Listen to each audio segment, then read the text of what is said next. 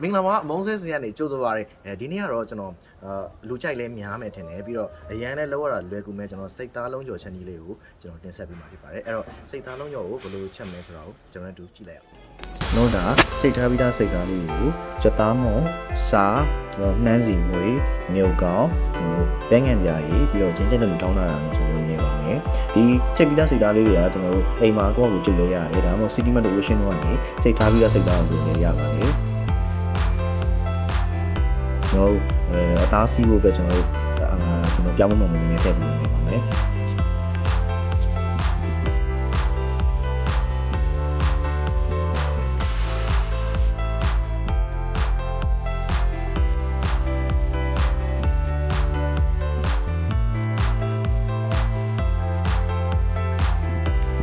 ကျွန်တော်တို့ရတာရည်နေပြီးလို့ရှိရင်ကျွန်တော်တို့ဆိုစနေမုံလေးထည့်ပြီးတော့နည်းနည်းထပ်ပြီးလုပ်ရပါမယ်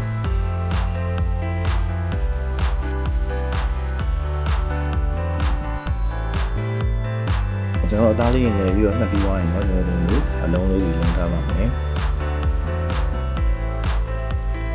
အဲတော့ကျွန်တော်ရှင်းပါတယ်ကျွန်တော်တို့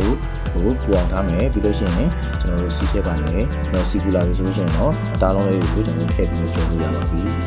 ဒါလုံးလေးတွေကိုကျွန်တော်တို့ကြော်နေနဲ့ဟိုဘက်ဒီဘက်လှန်ပြီးတော့ကြော်ပေးလို့ရှိရင်လည်းပို့ပြီးတော့ကောင်းပါတယ်လူရဲ့အကျင့်ကြီးပါတယ်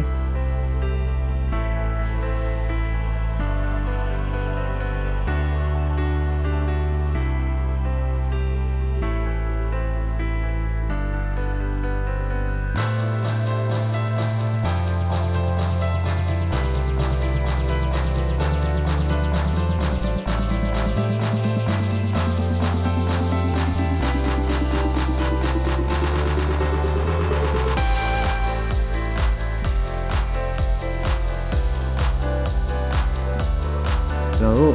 စိတ်သားလုံးလေးတွေလိုအပ်တဲ့အကြောင်းလေးရပြီဆိုရင်ကျွန်တော်တို့ပို့ပြီးတော့ငန်းလေးမှုအောင်ကျွန်တော်ပြင်းတော့တင်ပြီးအုပ်ပြီးပါမယ်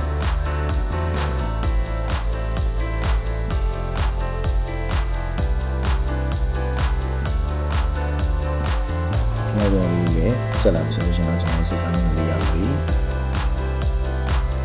အဲ့တော့စိတ်သားလုံးလေးကျွန်တော်တို့ချက်လုပ်ပြီးပါပြီအဲ့တော့ညီကြည့်ပါ